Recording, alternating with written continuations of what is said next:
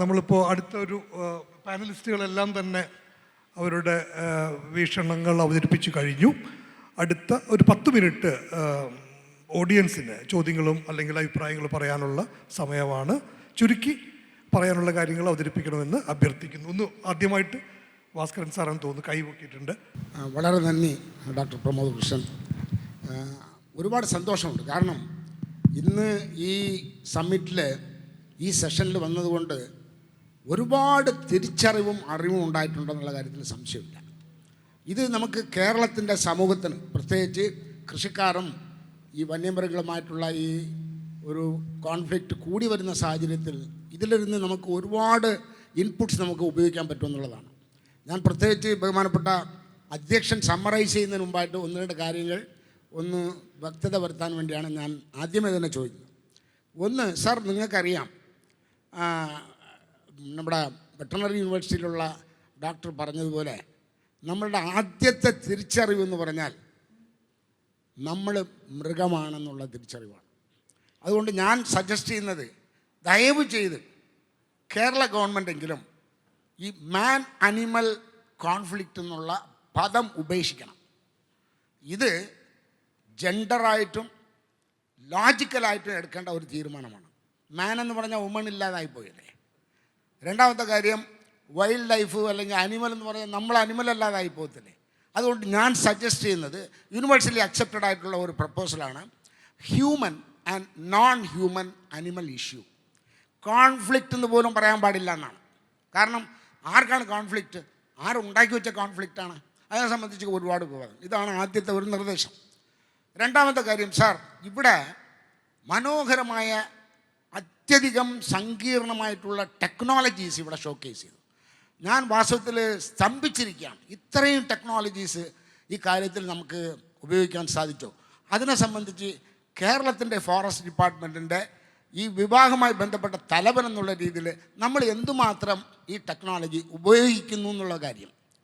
മൂന്നാമത് സാർ, ഏറ്റവും പ്രധാനപ്പെട്ട ഒരു കാര്യമാണ് ഈ ടൈഗർ റിസർവ് എന്നുള്ള ഗവൺമെൻറ് ഓഫ് ഇന്ത്യയുടെ ഒരു പ്രപ്പോസലിൽ ഇപ്രാവശ്യം കേരളം ഇല്ല എന്നാണ് വെണ്ടയ്ക്കായിട്ടിരിക്കുന്ന ഇന്നലത്തെ പത്രത്തിൽ. ഞാൻ അതിക്കുകയായിരുന്നു, അങ്ങേപ്പോലുള്ള ഒരാളിരിക്കുന്ന സമയം അങ്ങനെ ഒരു തെറ്റ് സംഭവിക്കാൻ സാധ്യതയില്ല എന്നുള്ളതാണ്. ദയവായി അതൊന്ന് ക്ലാരിഫൈ ചെയ്യണം. നമ്മൾ വിട്ടുപോയതാണോ അവർ വിട്ട് കളഞ്ഞതാണോ എന്നൊന്ന് അറിയണം. Thank you very much. Hello, sir. It's a fantastic presentations. I speak in English because I want to ask a question to the last person who spoke in English. I'm a small farmer in Trivandrum district.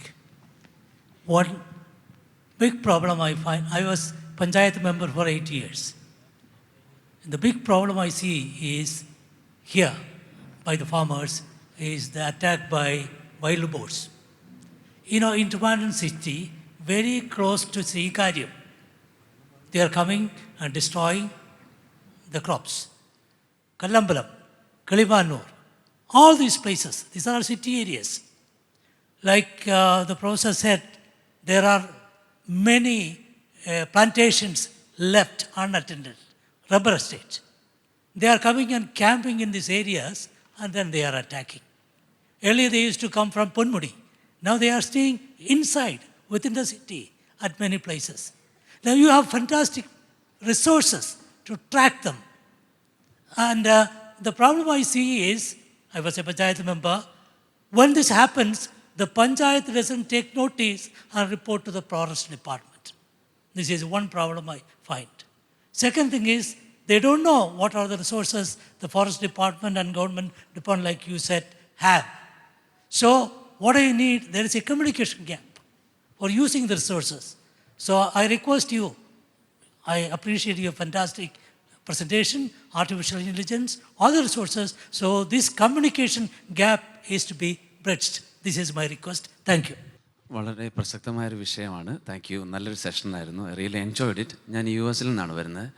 അപ്പോൾ എനിക്ക് പറയാനുള്ളത്, നമുക്ക് ഈ ഒരു ഇഷ്യൂസിനെ ഞാൻ പെട്ടെന്ന് analyse ചെയ്യുമ്പോൾ ഇവിടെ സംസാരിച്ചതും ഇന്ത്യയുടെ നമ്മുടെ വന നിയമങ്ങളും എല്ലാം ഒരു എക്കോസെൻട്രിക് ഫിലോസഫിയിൽ നിന്നാണ്. ഞാനും പട്ടിയും പൂച്ച എല്ലാം ഒന്നാണ്. പക്ഷേ എനിക്ക് പറയാനുള്ളത് ഒരു ഹ്യൂമൻ ഇക്കോളജിയുടെ പ്രാധാന്യം നഷ്ടപ്പെട്ടുകൊണ്ടാണ് ഈ കോൺഫ്ലിക്റ്റിൻ്റെ ഒരു ക്രൈസിസിൻ്റെ ബാക്കപ്പ് ഫിലോസഫി കിടക്കുന്നത്. ഞാനും പട്ടിയും പൂച്ചയും കഴുത എല്ലാം ഒന്നാണ്, അതുകൊണ്ട് എന്ത് എനിക്ക് സംഭവിച്ചാലും കുഴപ്പമില്ല, ഞാനും ഒരു മൃഗമാണ്. അതിനപ്പുറം മനുഷ്യ കേന്ദ്രീകൃതമായ ഒരു ഇക്കോളജിയുടെ ബേസിസിൽ നിന്ന് നിയമങ്ങൾ പുനർവിചിന്തനം നടത്തേണ്ടതല്ലേ എന്ന് നമ്മൾ ചിന്തിക്കേണ്ടതാണ്. ഫോർ എക്സാമ്പിൾ US നമുക്ക് എല്ലാവർക്കും ഗൺ ലൈസൻസ് കിട്ടും. അപ്പോൾ എൻ്റെ ഒരു അഭിപ്രായം ഇന്ത്യയിൽ എല്ലാവർക്കും ലൈസൻസ് കൊടുക്കണം, ചെറുപ്പക്കാർക്കെല്ലാം തോക്ക് കൈ കൊടുക്കണം. കാരണം നമ്മൾ ലൈസൻസ് എടുക്കണം, ഷൂട്ട് ചെയ്യാൻ പഠിപ്പിക്കണം, ഒരു മൃഗം വന്നാൽ അതിനെ അറ്റാക്ക് ചെയ്യാനും എൻ്റെ ലൈഫ് സേവ് ചെയ്യാനും പഠിപ്പിക്കണം. കാരണം യഥാർത്ഥ മനുഷ്യർ അനുഭവിക്കുന്നത് നമ്മുടെ ബോർഡറിലാണ്. ഇപ്പം നമ്മുടെ വീട്ടിലേക്ക് ഒരു കടുവയോ ഒരു പുലിയോ ഒക്കെ വരുമ്പോൾ അവിടെ എക്കോളജി പറഞ്ഞിട്ട് കാര്യമില്ല. രണ്ടാമത്തെ കാര്യം, ഗവൺമെൻറ്റിൻ്റെ ഇൻഎഫിഷ്യൻസിയാണ് നമ്മൾ കാണുക. ഇപ്പം നമ്മളിപ്പം US യൂറോപ്പിലോ കാണുക, കൃത്യമായി മൃഗങ്ങളെ ട്രാക്ക് ചെയ്യുന്നുണ്ട്, എത്ര മൃഗങ്ങളുണ്ട്. ഇവിടെ പന്നി പ്രസവിച്ച് നമ്മുടെ തിരുവനന്തപുരം ടൗണിൽ പന്നിക്കുഞ്ഞുങ്ങളെ കാണാൻ പറ്റും. അപ്പം നമ്മുടെ ഈ പച്ചത്തുരുത്തുകളുള്ള സ്ഥലങ്ങളിൽ പന്നിക്കുഞ്ഞുങ്ങളാകട്ടെ മാൻകുഞ്ഞുങ്ങളൊക്കെ ആകട്ടെ കൊണ്ടിടണം. ചെറുപ്പക്കാർക്ക് ഷൂട്ട് ചെയ്യാനും ഹണ്ട് ചെയ്യാനും അവസരം കൊടുക്കണം, അതിന് പേയ്മെൻറ്റ് വെക്കണം, ഗവൺമെൻറ് അതിൽ നിന്ന് ഫണ്ട് ഉണ്ടാക്കണം. അപ്പോൾ ഇഫക്റ്റീവായിട്ട് മെത്തഡോളജി നമ്മൾ കൊണ്ടുവരണം. അല്ലാതെ ഈ പാവപ്പെട്ട മനുഷ്യരെ പന്നിക്കും ആടിനും ഇതിനൊക്കെ ആനയ്ക്കും ഒക്കെ ഇട്ട് കൊടുക്കാതെ നമുക്ക് ട്രാക്ക് ചെയ്യാനും അതോടൊപ്പം തന്നെ ഇംപ്ലിമെൻറ്റ് ചെയ്യാനുള്ള ഒരു ഹ്യൂമൻ ഇക്കോളജി സിസ്റ്റം ഉണ്ടാകണം എന്നാണ് എൻ്റെ ഒരു അഭിപ്രായം. Thank you. Chief wildlife warden Pramod G Krishnan സാറിനോടാണ്. അന്തരീക്ഷത്തിലെ ഊഷ്മാവ് വർദ്ധിക്കുമ്പോൾ അത് മൃഗങ്ങളെ അസ്വസ്ഥരാക്കും. അപ്പോൾ മൃഗങ്ങളിൽ ബിഹേവിയറൽ ചേഞ്ച് ഉണ്ടാകും. വനത്തിനുള്ളിൽ വെള്ളത്തിനും ആഹാരത്തിനും ക്ഷാമമുണ്ടാവുമ്പോൾ വന്യമൃഗങ്ങൾ അവ തേടി മനുഷ്യവാസ പ്രദേശങ്ങളിലെത്തുന്നു. മനുഷ്യനെ ഹിംസിക്കുക മാത്രമല്ല വിളവ് നശിപ്പിക്കുകയും ചെയ്യുന്നു. വൈദ്യുത വേലി നിർമ്മിക്കുന്നതിലൂടെ ഈ വന്യമൃഗങ്ങളുടെ ആക്രമണത്തെ ഒരു പരിധിവരെ പ്രതിരോധിക്കാൻ കഴിയുമെന്ന് കരുതുന്നു. താങ്കളുടെ പ്രതികരണം? സാർ, എനിക്ക് പറയാനുള്ളത്, നേരത്തെ സാറ് പറഞ്ഞാണൊക്കെ ചില നിയമങ്ങളിൽ മാറ്റം വരുത്തേണ്ടതുണ്ട് നമുക്ക്. പ്രമോദ് സാറിന് എന്ന പോലെ അറിയാം, കാറടുക്ക ബ്ലോക്ക് പഞ്ചായത്തിലെ 5 പഞ്ചായത്തും അവരുടെ പദ്ധതി വിഹിതം വെച്ചുകൊണ്ടാണ് പുലിപ്പറമ്പ വേലി നിർമ്മിച്ചത്. ആ വേലി ഇപ്പോൾ അതിൻ്റെ മെയിൻ്റനൻസ് ഉൾപ്പെടെ അവർ നടത്തിക്കൊണ്ട് പോവുകയാണ്. നല്ല രീതിയിലേക്കുള്ള കർണാടകയിൽ നിന്നുള്ള ആനയുടെ വരവ് കുറഞ്ഞിട്ടുണ്ട്. ഇപ്പോൾ കർഷകർക്ക് ഒരു ആശങ്ക അകറ്റുന്നതിന് വേണ്ടി സാറിന് നല്ലപോലെ അറിയാം അതിനെക്കുറിച്ച്, സാറ് പറയുമ്പോൾ പറയും. പക്ഷേ എങ്കിലും ഡിപ്പാർട്ട്മെൻറ്റിനോട് പറയാനുള്ളത്, ഒന്ന് ഈ വനം വന്യജീവി വകുപ്പ് ഈ മൃഗങ്ങളും മനുഷ്യരും തമ്മിലുള്ള സംഘർഷം വന്നത് അത് മാറ്റണം എന്നുള്ള അഭിപ്രായക്കാരനാണ്. മൃഗങ്ങളുടെ ആക്രമണങ്ങൾ മാത്രമേ ഉള്ളൂ, മനുഷ്യനുമായി ഒരു സംഘർഷത്തിലേക്ക് ഇല്ല എന്നുള്ള അഭിപ്രായമാണ്. കാരണം എന്ന് പറഞ്ഞാൽ ഇപ്പം അതിന് ശേഷമാണ് ഈ മയിൽ ഉൾപ്പെടെയുള്ള മയിൽ അതുപോലെ കുരങ്ങുകളുടെ ശല്യം ഏറി വരുന്ന ഒരു പ്രദേശമാണ്. ഞാൻ കാസർഗോഡ് ജില്ലയുടെ കാറടുക്ക പഞ്ചായത്തിലൊരു മെമ്പർ കൂടിയാണ്. എൻ്റെ വാർഡെന്ന് പറയുന്നത് വനത്തിൽ ചുറ്റപ്പെട്ട് കിടക്കുന്ന ഒരു വാർഡാണ്. അപ്പോൾ അതുകൊണ്ട് അതിൻ്റെ ഏറ്റവും അധികം വേദന അനുഭവിക്കുന്ന ഒരു മനുഷ്യൻ എന്നുള്ളതുകൊണ്ട് എനിക്ക് പറയാൻ, പണ്ട് കാലങ്ങളിലെല്ലാം ഈ അടിക്കാട് വെട്ടുന്ന ഒരു പ്രവണത ഉണ്ടായിരുന്നു ഫോറസ്റ്റ് ഡിപ്പാർട്ട്മെൻറ്റ്. അടുത്ത കാലത്തായി അത് തീരെ ഉപേക്ഷിച്ച നിലയിലാണ്. പിന്നെ ഒന്ന് ഈ ഫയർ ലൈൻ പോലുള്ള സംവിധാനങ്ങളുണ്ടായിരുന്നു, അതൊക്കെ ഇപ്പോൾ ഉപേക്ഷിച്ച നിലയിലാണ്. അതൊക്കെ ഒന്ന് വന്നാൽ ഈ അടിക്കാടുകളൊക്കെ വെട്ടി ഈ മനുഷ്യ പ്രദേശങ്ങളിലെ ഫോറസ്റ്റിൻ്റെ അടിക്കാടുകളൊക്കെ ഒന്ന് വെട്ടിയാൽ ഏറെ അത് ഒരു സംഘർഷാവസ്ഥ ദൂരീകരിക്കാൻ ഉപകാരപ്പെടും. അങ്ങനെ ഒട്ടനവധി കാര്യങ്ങളുണ്ട്, സമയപരിമിതി മൂലം പറയുന്നില്ല. എങ്കിലും ഒരു ഹരിത മിഷൻ്റെ ഭാഗമായി ഈ ഫോറസ്റ്റ് ഡിപ്പാർട്ട്മെൻറ്റും കൂടി ഇങ്ങനെ ഒരു പരിപാടി സംഘടിപ്പിച്ചതിൽ ഏറെ സന്തോഷമുണ്ട്, അഭിമാനമുണ്ട്, ഏറെ അഭിനന്ദിക്കുകയാണ്. പ്രിയമുള്ളവരെ, വളരെ വളരെ പ്രധാനപ്പെട്ട ഒരു വിഷയത്തെയാണ് നമ്മൾ ആസ്പദമാക്കിയിട്ട് ചർച്ച ചെയ്തത്. എല്ലാവരും നല്ല രീതിയിലാണ് ഇവിടെ ക്ലാസ് അവതരിപ്പിച്ചത്. പക്ഷേ പ്രശ്നങ്ങൾ മാത്രമാണ് അവതരിപ്പിച്ചത്. അതിന് പ്രശ്നങ്ങൾക്ക് പരിഹാരം എന്ത് എന്ന് അവതരിപ്പിച്ചേ ഇല്ല. എനിക്കിതിലൊരു അഭിപ്രായം പറയാനുള്ളത്, ഒന്നുകിൽ മനുഷ്യനെ മനുഷ്യനായും മൃഗങ്ങളെ മൃഗങ്ങളായും കാണണം, അതിനനുസരിച്ച് നിയമം കൊണ്ടുവരണം. അല്ലെങ്കിൽ മനുഷ്യരും മൃഗങ്ങളും തമ്മിൽ ഏകോപിച്ച് ജീവിക്കാനുള്ള ഒരു സാഹചര്യം സൃഷ്ടിക്കണം. പണ്ടൊക്കെ അങ്ങനെ ജീവിച്ചിട്ടുണ്ടെന്നാണ് നമ്മൾ കഥകളിൽ നിന്നും പുരാണത്തിൽ നിന്നൊക്കെ മനസ്സിലാക്കിയത്. മൃഗങ്ങളൊക്കെ നമ്മൾ വളർത്തുന്നുണ്ടല്ലോ, വളർത്തുന്ന മൃഗം നാട്ടുമൃഗങ്ങളും വളരെ കാട്ടിൽ പോയത് കാട്ടുമൃഗങ്ങളായി വരികയാണ്. ഒന്നുകിൽ മൃഗമായി ജീവിക്കണം, മനുഷ്യരായി ജീവിക്കണം, അതിനുള്ള സാഹചര്യങ്ങൾ സൃഷ്ടിക്കണം. അതല്ലെങ്കിൽ ഇരുവഴിക്കാരും ഒരുമിച്ച് ജീവിക്കാനുള്ള ഒരു സാഹചര്യം ഗവൺമെൻറ്റിൻ്റെ ഭാഗത്തുനിന്നോ ഇല്ലെങ്കിൽ അറിവുള്ള ആളുകളുടെ ഭാഗത്തുനിന്നോ ഉണ്ടാവണം. ആദ്യത്തെ 3 പ്രസൻറ്റേഷനും വളരെ നന്നായിരുന്നു. ഒന്ന് ഇത്തരത്തിലൊരു ടോപ്പിക്ക് കുറച്ചുകൂടി സമയമെടുത്ത് നമ്മൾ ചർച്ച ചെയ്യപ്പെടേണ്ട ഒരു കാര്യമാണ്. ഞാൻ പ്രതികരിക്കുന്നില്ല എന്ന് കരുതിയിരുന്നതായിരുന്നു. നമ്മുടെ അമേരിക്കൻ സുഹൃത്ത് പ്രതികരിച്ചതുകൊണ്ട് 1-2 കാര്യങ്ങൾ പറയണം എന്ന് തോന്നിയതാണ്. ഈ മാൻ ആനിമൽ കോൺഫ്ലിക്റ്റ് എന്ന് പറയുന്ന ആ വാക്കടക്കം മാറ്റേണ്ട സാഹചര്യം ആദ്യം പ്രതികരിച്ച ആൾ പറഞ്ഞ രൂപത്തിലേക്ക് ഇത് മാറ്റണം. സമീപഭാവിയിൽ ഈ മനുഷ്യ വന്യജീവി എന്ന് പറയുന്നതിനേക്കാൾ മനുഷ്യ സൂക്ഷ്മജീവി സംഘർഷത്തിൻ്റെ ഒരു കാലഘട്ടത്തിലൂടെയാണ് നമ്മളിപ്പോൾ കടന്നു പോകുന്നത്. കാരണം കാലാവസ്ഥാ വ്യതിയാനം അടക്കമുള്ള കാര്യങ്ങൾ, സൂക്ഷ്മജീവികളുമായി ബന്ധപ്പെട്ടുണ്ടാകുന്ന ആരോഗ്യ പ്രശ്നങ്ങൾ, അത് ആദ്യത്തെ അവതരണത്തിൽ പറഞ്ഞു. അതിനുവേണ്ടി ചെലവഴിക്കപ്പെടേണ്ട തുക എത്രത്തോളം ചെലവഴിക്കപ്പെടേണ്ട അതിൻ്റെ ഒരു എക്കണോമിക്സും കൂടി പരിശോധിച്ച് നോക്കിയാൽ മാത്രമേ നമുക്കിതിൻ്റെ ഒരു ഭീകരത മനസ്സിലാവുള്ളൂ. കാരണം ഒരു പ്രകൃതി എന്ന് പറയുന്ന സാധനം അമേരിക്കൻ സുഹൃത്ത് പറഞ്ഞ പോലെ ഇത് മനുഷ്യന് മാത്രമുള്ള സാധനമല്ല. കാരണം മനുഷ്യനുണ്ടാവുന്നതിന് മുമ്പേ പരിണാമ സിദ്ധാന്തത്തിൽ ഉണ്ടായ ജീവികളാണ് മറ്റവരൊക്കെ. ആ ജീവികൾക്ക് കൂടി അവകാശപ്പെട്ടിരിക്കുന്ന ഒരു പ്രകൃതിയെ അത് മനുഷ്യനെ മാത്രം പരിമിതിപ്പെടുത്തണം എന്ന് പറയുന്നതിൽ യോജിക്കാൻ പറ്റില്ല. പിന്നെ അമേരിക്കയിൽ കൊടുത്ത പോലെ തോക്കിൻ്റെ ലൈസൻസ് കൊടുത്തു കഴിഞ്ഞാൽ ഈ ബിഹേവിയർ ചേഞ്ച് മൃഗങ്ങളിൽ മാത്രമല്ല മനുഷ്യനിൽ ബിഹേവിയർ ചേഞ്ച് ഉണ്ടായിട്ടുണ്ട്. കഴിഞ്ഞ കുറച്ച് കാലമായിട്ട് നമ്മളെ കുട്ടികളുടെ മാനസിക സംഘർഷം, മറ്റു കാര്യങ്ങൾ, ഇതൊക്കെയാണ് ഇങ്ങനെ വന്നുകൊണ്ടിരിക്കുന്നത്. അമേരിക്കയിൽ തോക്ക് ഉപയോഗിച്ചൊരു സ്കൂളിൽ 14 വയസ്സുകാരൻ 18 പേരെയും 30 പേരെയും ഒന്നിച്ച് വെടിവെച്ച് കൊല്ലുമ്പോൾ ഈ കൊടുത്ത തോക്ക് വരുന്ന കടുവേൻ്റെ നേരെ പ്രയോഗിക്കുന്നത് ഒരു സർക്കാർ ഉറപ്പുവരുത്താൻ വേണ്ടി പറ്റില്ല. അതുകൊണ്ട് കേരളത്തിലെ സാഹചര്യത്തിൽ ആ രൂപത്തിലേക്ക് ഒരു തീരുമാനമൊന്നും നമുക്ക് എടുക്കാൻ പറ്റില്ല. അമേരിക്കയിൽ അതൊക്കെ ആവാം. കേരളത്തിൽ നമുക്ക് മനുഷ്യരും മറ്റ് ജീവജാലങ്ങളും തമ്മിൽ ഏറ്റവും അവസാനം കണ്ടുകൂടിയതുപോലെ ഏകലോകം ഏകാരോഗ്യം എന്ന രൂപത്തിലേക്കുള്ള ഒരു സംവിധാനത്തിലേക്ക് പോകണം. അതിന് വകുപ്പുകൾ ഏകോപിപ്പിക്കണം. നമ്മൾ പച്ചത്തുരുത്തടക്കം പറയുമ്പോൾ ഇപ്പോൾ പറയുന്നൊരു കാര്യം, ഈ ഭൂമിയുടെ മേലെയുള്ള കാര്യം ഇപ്പോൾ നമ്മൾ പറയുന്നുള്ളൂ. ഭൂമിക്ക് അടിയിലുള്ളൊരു ഇക്കോളജി ഉണ്ട്. അതിനെക്കുറിച്ച് വളരെ നല്ല രൂപത്തിൽ കൂടെ ചർച്ച നടന്നില്ല. അതിൻ്റെ ഒരു പ്രതിഫലനമാണ് നമ്മുടെ നാഷണൽ ഹൈവേ ആയിട്ട് ബന്ധപ്പെട്ട് ഇപ്പോൾ അനുഭവിച്ചുകൊണ്ടിരിക്കുന്നത്. കാരണം അടിസ്ഥാന വികസനവുമായിട്ട് ബന്ധപ്പെട്ട കാര്യങ്ങൾ പറഞ്ഞപ്പോൾ ഭൂമിക്കടിയിലെ മണ്ണിന് അടിയിലുള്ള ഭാഗങ്ങൾ ഏത് രൂപത്തിലാണ്, അതിൻ്റെ സ്വഭാവം എന്താണ് എന്ന് പഠിക്കാതെ നമ്മൾ പോകുമ്പോൾ ഉണ്ടാകുന്ന പ്രശ്നങ്ങൾ. അപ്പോൾ ഇത് പരസ്പര ബന്ധിതമായൊരു പ്രശ്നമാണ്. ഒരുപാട് വകുപ്പുകൾ കൂടിച്ചേരണം, സമഗ്രമായൊരു കാഴ്ചപ്പാടാണ്. മനുഷ്യൻ തന്നെപ്പോലെ തന്നെ അവകാശമുള്ളവരാണ് മറ്റുള്ളവരെന്നൊരു ചിന്തയിലേക്ക് മനുഷ്യൻ വേണം. ബാബു മാഷ് പറഞ്ഞു നിർത്തുന്നു. വികാരപരമായി കൈകാര്യം ചെയ്യേണ്ട ഒരു പ്രശ്നമല്ല, അത് വിവേകത്തോടെ കൈകാര്യം ചെയ്യേണ്ട ഒരു പ്രശ്നമായിട്ട് മാത്രം ഇതിനെ കാണണം എന്ന് മാത്രം അഭ്യർത്ഥിക്കുന്നു. വളരെ നന്ദി. ഡോക്ടർ ഈശ്വരൻ, അവസാനത്തെ സമയം കുറേ ചുരുക്കി പറയണേ. ഞാൻ വെറ്ററിനറി ഡോക്ടറാണ്. കുറച്ചു കാലം കാട്ടുമൃഗങ്ങളുമായിട്ട് കൂടി പ്രവർത്തിക്കാനുള്ളൊരു സാഹചര്യം കിട്ടിയിട്ടുണ്ട്. ഒരുപാട് കാര്യങ്ങൾ പറയാനുണ്ട്, പക്ഷേ അതിനുള്ള സമയമില്ല. ഈ പ്രധാനമായിട്ട് പറയാനുള്ളത് ഒന്ന്, ഇതിനൊരു വൺ ഹെൽത്ത് ഏകാരോഗ്യ കൺസെപ്റ്റിൽ വേണം ഈ പ്രശ്നങ്ങളെ കൈകാര്യം ചെയ്യാനെന്നുള്ളൊരു അഭിപ്രായമാണ് എനിക്ക്. അപ്പം അതിനെപ്പറ്റി ഇവിടെ ഈ ഒരു ചർച്ചയിലും ഇവിടെ ഒരു ദിവസത്തെ ചർച്ചയിലും നിർഭാഗ്യവശാൽ വന്നില്ല എന്നുള്ളതാണ്. ഇന്ത്യ അതിനൊരു വലിയൊരു എക്സാമ്പിളാണ്. നമ്മുടെ ചരിത്രം തന്നെ പറയുന്നത് നമ്മൾ ഏകാരോഗ്യത്തിൽ ജീവിച്ചവരാണ്. എല്ലാത്തിനെയും കൺസർവേഷനാണ്, അല്ലാണ്ട് പ്രിസർവേഷനല്ല. നമ്മൾ ഒരേ സമയം ആരാധിക്കുകയും ഒരേ സമയം കൊല്ലുകയും ചെയ്യുന്നൊരു സാഹചര്യത്തിൽ 10,000-കണക്കിന് വർഷമായിട്ടുള്ളൊരു കൾച്ചറാണ്. അപ്പോൾ അതൊന്നും നമ്മളിവിടെ ചർച്ച ചെയ്യുന്നില്ല. കാരണം അത് മാത്രമാണ് വിജയിക്കാൻ കഴിയുക എന്നുള്ളത് നമ്മുടെ മുമ്പ് എക്സാമ്പിൾ ഉണ്ടെങ്കിലും നടക്കുന്നില്ല എന്നാണ്. മറ്റൊന്നുള്ളത്, സൂനോട്ടിക് ഡിസീസിനെ പറ്റി ഇവിടെ വളരെ പറഞ്ഞു പോയി.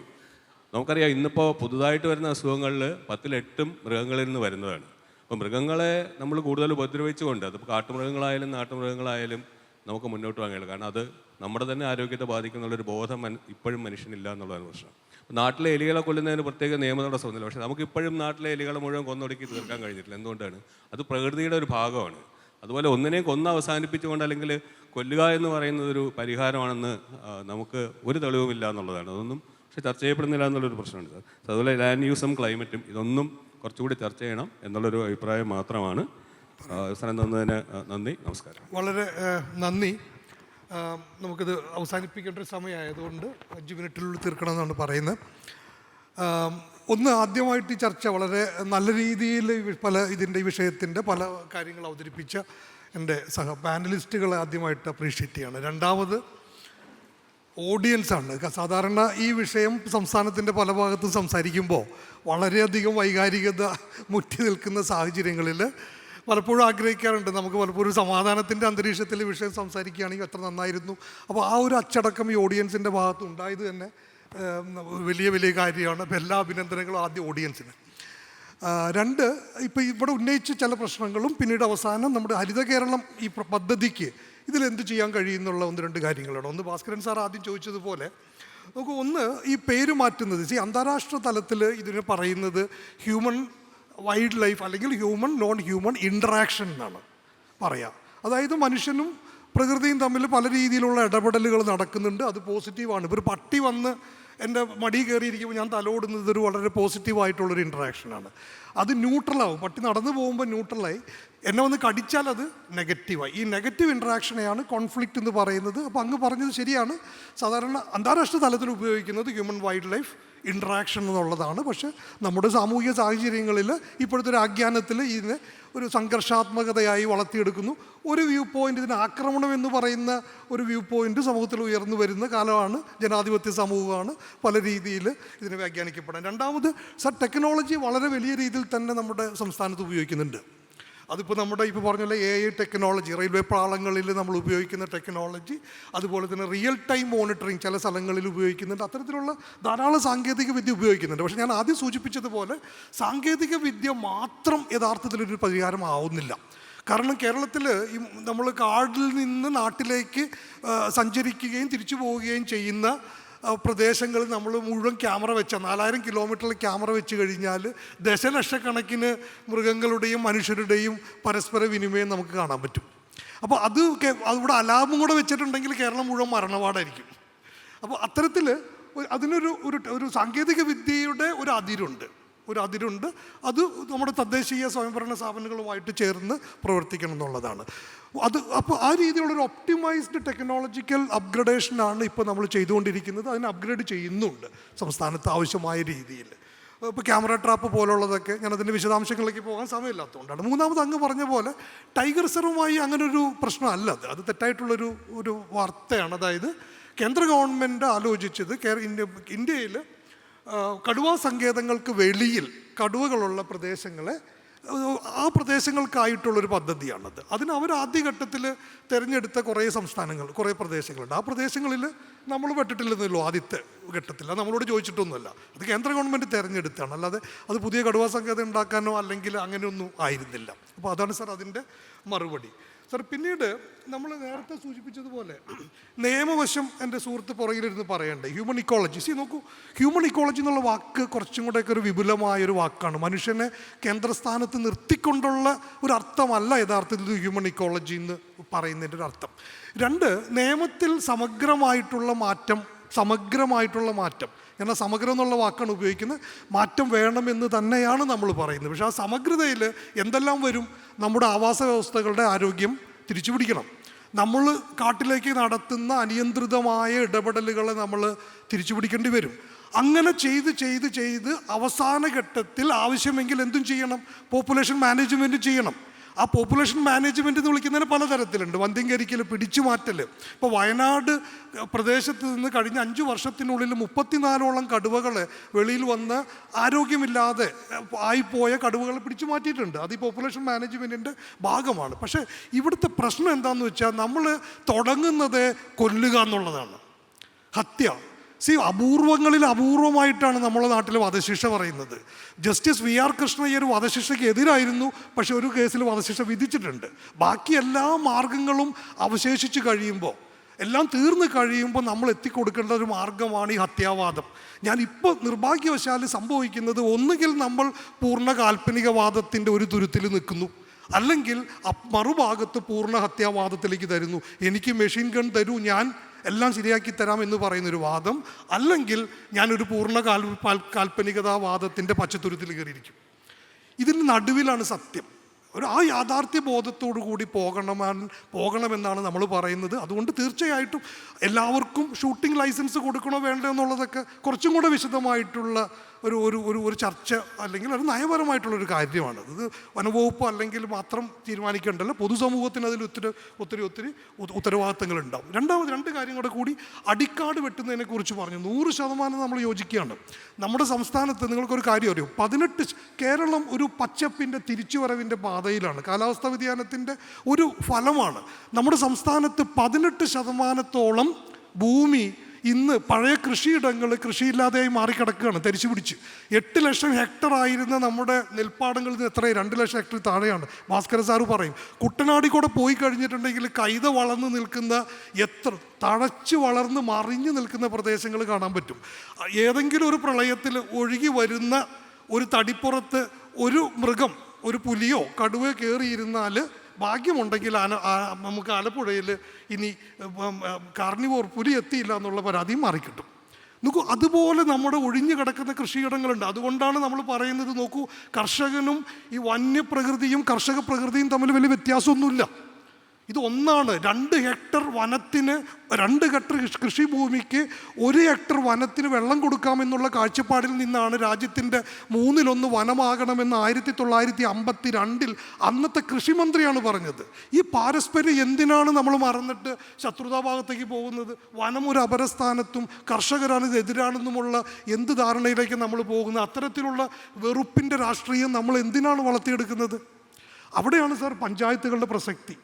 നോക്കൂ, പ്രശ്നങ്ങളുണ്ട്, തീർച്ചയായിട്ടും പ്രശ്നങ്ങളുണ്ട്. കർഷകർ അനുഭവിക്കുന്ന ഒട്ടനവധി പ്രശ്നങ്ങളില്ലേ, വിലയിടിവിൻ്റെ പ്രശ്നങ്ങളില്ലേ, ഉൽപ്പാദന ചെലവിൻ്റെ പ്രശ്നങ്ങളില്ലേ. അതിലെ ഒരു പ്രധാനപ്പെട്ട പ്രശ്നമാണ് മനുഷ്യ വന്യജീവി സംഘർഷം. അത് നമുക്ക് നേരിടണമെന്ന് തന്നെ പറയുന്നു. പക്ഷേ അതിനെ ചുരുക്കി കാട്ടിക്കൊണ്ട് ഇപ്പോൾ നോക്കൂ, ഇപ്പോൾ നമ്മുടെ കേരളത്തിൽ ഇപ്പോൾ പെരിയാർ കടുവാ സങ്കേതം, അതിന് ചുറ്റുമുള്ളൊരു സാമ്പത്തിക വ്യവസ്ഥ, എത്രയോ ദശലക്ഷക്കണക്കിന് രൂപയുടെ സാമ്പത്തിക വ്യവസ്ഥയാണ്. അതിന് അവിടെയുള്ള 30 കടുവകൾ കൊണ്ട് ഹരിച്ചാൽ കിട്ടുന്നതാണ് ഒരു കടുവയുടെ വില.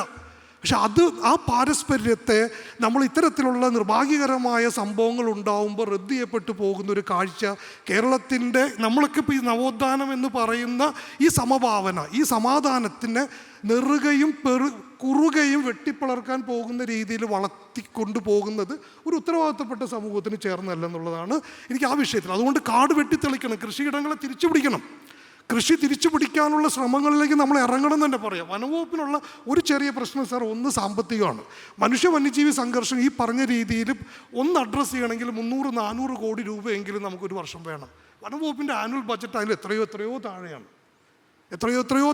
ആ ഒരു ഭാഗം നിലനിൽക്കുന്നത് കൊണ്ടാണ് പഞ്ചായത്തുകളിലേക്ക് നമ്മൾ എത്തുന്നത്. കൃഷി പുനരുജ്ജീവിപ്പിക്കുക, അതുവഴി കേരളത്തിൻ്റെ കാർഷിക മേഖല നന്നാവുന്നതോടൊപ്പം തന്നെ വന്യജീവികൾ ഇറങ്ങി വരാൻ സാധ്യത എന്ന് ഡോക്ടർ ജോമി പറഞ്ഞ ആ സാഹചര്യം നമുക്ക് ഒഴിവാക്കാം.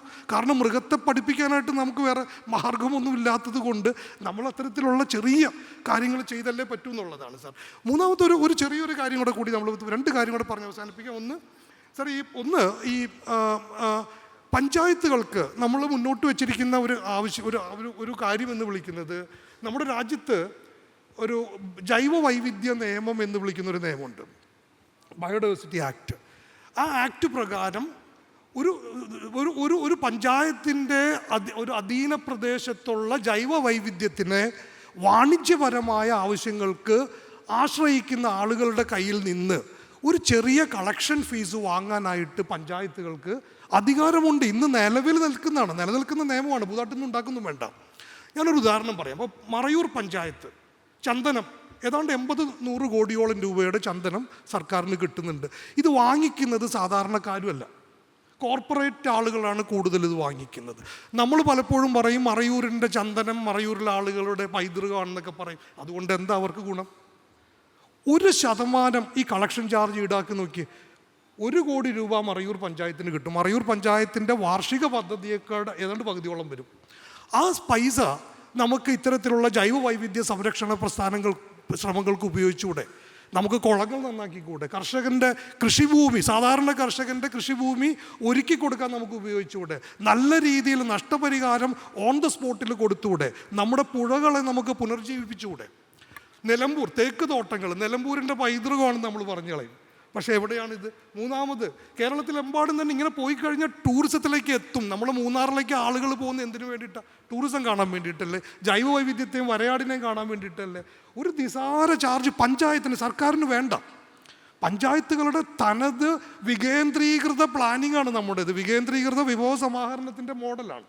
ആ ഒരു കാര്യം കൂടെ വരുമ്പോൾ നമുക്ക് ആറളത്തെ ഫാമിൽ അടിക്കാട് വെട്ടുന്നതിനും പാതയോരങ്ങളിൽ അടിക്കാട് വെട്ടുന്നതിനും നിങ്ങൾക്കൊരു കാര്യം കൂടെ പറയാം. ഇപ്പോൾ ഇന്ന് സംസ്ഥാനത്തെ ഈ ഏറ്റവും കുറഞ്ഞ മരണനിരക്ക് വന്നിരിക്കുന്ന 24-25 44 പേരാണ് മരിച്ചിരിക്കുന്നത്. അതിൽ 18 പേര് മരിച്ചിരിക്കുന്നത് പാമ്പിൻ്റെ മുമ്പിൽപ്പെട്ട 18 പേര് ആനയുടെ മുമ്പിലാണ്, 4 പേര് 5 പേര് കാട്ടുപന്നി കുത്തിയിട്ടും ബാക്കി 18ഓളം പേര് പാമ്പ് കടിച്ചിട്ടാണ്. ഇത് നാട്ടിൻപുറങ്ങളിലാണ്. ഇത് നമുക്ക് ഒഴിവാക്കണമെങ്കിൽ എന്താ ചെയ്യാൻ കഴിയുക? നമ്മൾ ഈ ഇത്തരം ഒഴിഞ്ഞു കിടക്കുന്ന കാട് പിടിക്കപ്പെടുന്ന പ്രദേശങ്ങൾ നമ്മൾ ഒഴിവാക്കണം. അതിന് പഞ്ചായത്ത് തലത്തിൽ ശ്രമങ്ങൾ വേണമെന്നാണ് നമ്മൾ പറയുന്നതും. പക്ഷെ ആ ശ്രമങ്ങൾ ചെയ്യണമെങ്കിൽ പഞ്ചായത്തിന് വിഭവങ്ങൾ വേണം. അവസാനം അതുകൊണ്ടാണ് ഈ ഹരിത കേരളത്തിൻ്റെ ഏറ്റവും വലിയ പ്രസക്തി ഞാൻ ഈ പറഞ്ഞ പോലെ ആ കൂട്ടായ പ്രവർത്തനത്തിൽ പഞ്ചായത്ത് തലത്തിലുള്ള പ്രവർത്തനങ്ങളെ, കർമ്മ പദ്ധതികളെ യഥാർത്ഥത്തിൽ ഏകീകരിക്കുക, ഈ കാട്ടിനകത്തെ ആവാസ വ്യവസ്ഥകളെ വലിയ രീതിയിൽ തിരിച്ചു പിടിക്കുക എന്നുള്ള ഒരു വലിയ ശ്രമം വനംവകുപ്പ് ചെയ്യേണ്ടതുണ്ട്. വനംവകുപ്പ് ചെയ്തുകൊണ്ടിരിക്കുകയാണ്. പണ്ട് കാലത്തെ പോലെ വനംവകുപ്പ് അക്കേഷ്യയും യൂക്കാലിപ്റ്റസ് ഒന്നും വെച്ച് പിടിപ്പിക്കുന്നില്ല.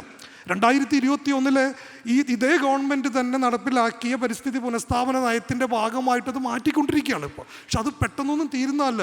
വളരെ ദശകങ്ങളെടുത്തിട്ടായിരിക്കും ചിലപ്പോൾ ആ പ്രക്രിയ തീർന്നു കിട്ടുക.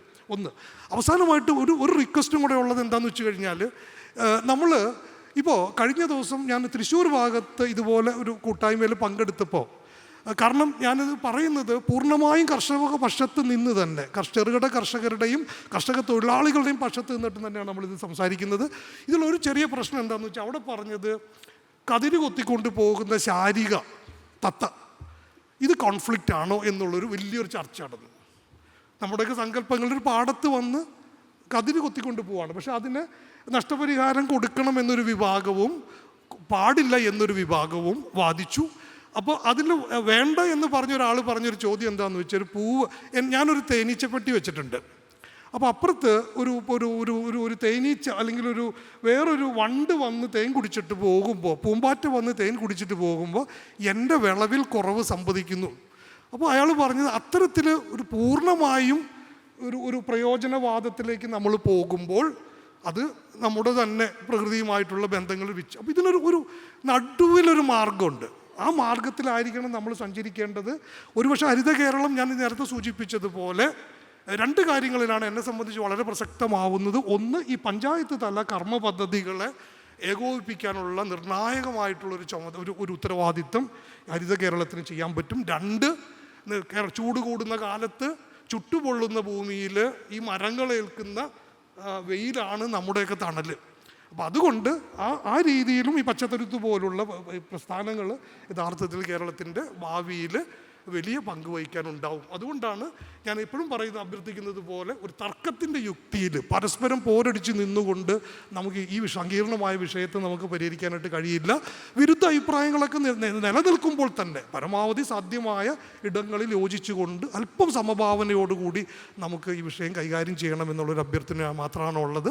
എന്തായാലും വളരെ നന്നായ രീതിയിൽ ഇത് സംഘടിപ്പിച്ച, ഇതിൽ പങ്കെടുത്ത എല്ലാവർക്കും നിങ്ങൾക്ക് തന്നെ മനസ്സിലായി കാണും ആ വിഷയത്തിൻ്റെ ബാഹുല്യവും അതിൻ്റെ സങ്കീർണതകളും. നമുക്ക് ഈ പ്രവർത്തനം തുടരാം എന്നുള്ളൊരു അഭ്യർത്ഥനയോടുകൂടി മാത്രം. നന്ദി, നമസ്കാരം. മനുഷ്യ വന്യജീവി സംഘർഷവും സംരക്ഷണവും നേരിടുന്ന പ്രതിസന്ധികളെക്കുറിച്ചുള്ള സെഷൻ ഇവിടെ അവസാനിച്ചിരിക്കുകയാണ്.